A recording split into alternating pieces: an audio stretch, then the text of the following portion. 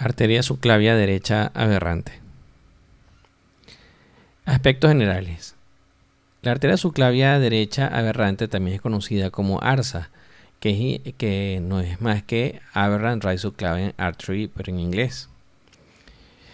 Esta anomalía del arco aórtico se caracteriza por el origen anómalo de la arteria subclavia derecha, la cual se va a originar directamente del arco aórtico descendente y por supuesto esto va a ser distal a la arteria subclavia izquierda. Entonces básicamente cuando escuchemos que nos hablan de un ARSA no es más que una arteria subclavia derecha aberrante y ya sabemos que es una anomalía del arco aórtico donde la misma se origina de la aorta descendente distal a la arteria subclavia izquierda. Sabemos que es la anomalía del arco aórtico más frecuente, sin embargo, hasta este momento se desconoce la incidencia real en la población general. Sí se sabe o se ha encontrado aproximadamente en el 0,5 a 1% de las necropsias de adultos y se estima que la vamos a poder encontrar aproximadamente entre el 1 al 2% de la población general. Sin embargo, este punto es importante.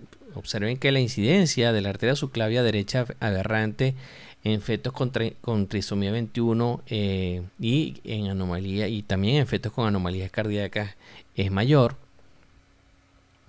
Y es por esto que es uno de los marcadores o uno de los hallazgos que vamos a conseguir en fetos con trisomía 21 y de hecho estamos obligados a buscarlo cuando sospechamos este tipo de aneuploidía. Sabemos que el ARSA es básicamente la consecuencia de la regresión del arco aórtico derecho entre la arteria carótida y la subclavia derecha. Observen, aquí tenemos en la parte neurológica, esto es un esquema donde tenemos un arco aórtico derecho, el arco aórtico izquierdo y la regresión en el caso de la arteria subclavia derecha aberrante se forma o se produce entre lo que vendría siendo la carótida y la subclavia derecha. Ocurre a este nivel. Esto termina dando una situación o da como resultado un arco patológico en el cual nosotros vamos a ver que emerge la arteria carótida derecha, luego la arteria carótida izquierda, la arteria subclavia izquierda y de la parte distal o básicamente o podemos decir que de la aorta descendente vamos a tener la emergencia de la arteria subclavia derecha aberrante o ARSA que va a seguir un trayecto hacia arriba y posterior, es decir, ella se encuentra detrás de la tráquea y el esófago y va un poquito hacia arriba para terminar dirigiéndose hacia lo que vendría siendo el miembro superior derecho. Aquí nosotros podemos ver, fíjense, sigue un trayecto ascendente, retrotraqueal y retroesofágico para terminar irrigando el miembro superior derecho. Y se van a dar cuenta más adelante en esta charla que aunque la mayoría de los pacientes van a estar asintomáticos, hay un grupo de ellos que pueden tener síntomas y esos síntomas se van a deber básicamente a la compresión que pudiera ejercer la arteria subclavia derecha aberrante sobre el esófago, por eso es que algunos manifiestan disfagia, y también sobre la tráquea, que algunos manifiestan estridor o también dificultad para respirar, disnea.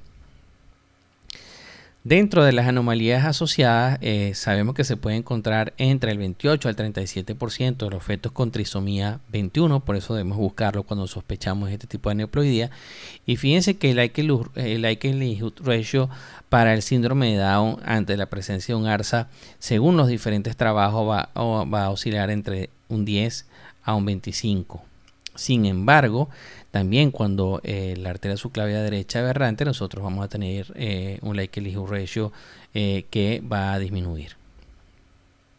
Dentro de las anomalías asociadas, la presencia de un ARSA se considera un factor de riesgo para cardiopatías congénitas y también para otras anomalías vasculares. Hay incluso trabajos en los cuales se plantea realizar un microarray para evaluar la posibilidad de que esté asociada a microdelecciones 22q11. La incidencia de ARSA en fetos con cardiopatías congénitas asciende aproximadamente a un 3%. Y pues ahora vamos a discutir lo que es el diagnóstico, cómo realizamos el diagnóstico. El diagnóstico, básicamente debemos recordar que debemos evaluar el mediastino superior fetal. Es una anomalía del arco aórtico. Podemos llegar a tener un corazón total y completamente normal, pero con un ARSA, como en el caso que les voy a mostrar más adelante. Y es en el corte de 3 vasos tráquea donde vamos a observar una estructura vascular arterial que emerge de la aorta a nivel del corte de los tres vasos, en la parte más distal del corte de 3 vasos. Recuerden que se origina básicamente al principio, está justo al inicio de la aorta descendente. Este vaso que vamos a ver que pulsa va a tener un trayecto que va a estar por detrás de la tráquea y el esófago y se va a dirigir hacia el miembro superior derecho. Es importante tomar en cuenta que para diagnosticar un ARSA debemos modificar los parámetros del Doppler, es decir, del Doppler color, ¿no? Si nosotros estamos evaluando el corazón del feto, no podemos trabajar con ese mismo seteo tanto del PRF, de los filtros de pared y de la persistencia para poder evaluar la presencia de un ARSA. Recuerden que en corazón nosotros usamos filtros de pared alto, persistencias bajas y también PRF o escalas un poco altas. En cambio, para poder identificar un ARSA debemos usar velocidades, escalas entre los 20 y 40 centímetros por segundo. Aquí quizás no se observe muy bien, pero estoy trabajando con 33 centímetros sobre segundo en lo que es en relación al PRF. También debemos bajar el filtro de pared. Fíjense que estoy trabajando con un filtro de pared bajo. Y lo otro importante que yo sugeriría es también manipular la persistencia. Si ustedes se dan cuenta, el color persiste más en el tiempo. Ese parámetro no lo van a ver aquí en la lámina, pero yo lo modifico cuando ando buscando una arteria subclavia derecha aberrante.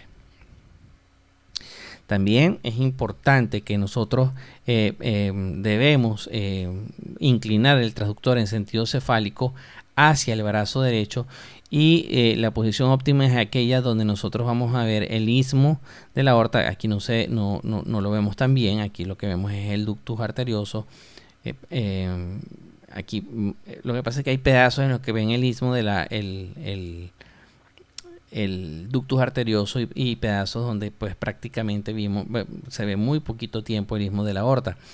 Y la posición óptima es aquella donde el istmo y el ductus arterioso se encuentran paralelos al transductor y el ARSA se encuentra perpendicular. Fíjense, entonces el istmo, aquí nosotros vemos la aorta y aquí nosotros vemos la aorta, por aquí vamos a ver el istmo. Fíjense aquí, y hay otros momentos en los que aparece el ductus arterioso. Aquí lo vemos. Y ellos se encuentran paralelos, fíjense, paralelos al transductor. Sin embargo, el ARSA se encuentra totalmente perpendicular, es decir, haciendo un ángulo de 0 grados, y esto es lo que va a permitir poder tener un buen registro. Entonces, básicamente lo que nosotros tenemos que hacer es mover nuestro transductor de forma tal que si de haber un ARSA, el trayecto de ella se encuentre con el transductor de frente, y eso es lo que nos va a dar 0 grados de ángulo de ataque y por supuesto un excelente registro de Doppler cuando estemos buscando este tipo de patología.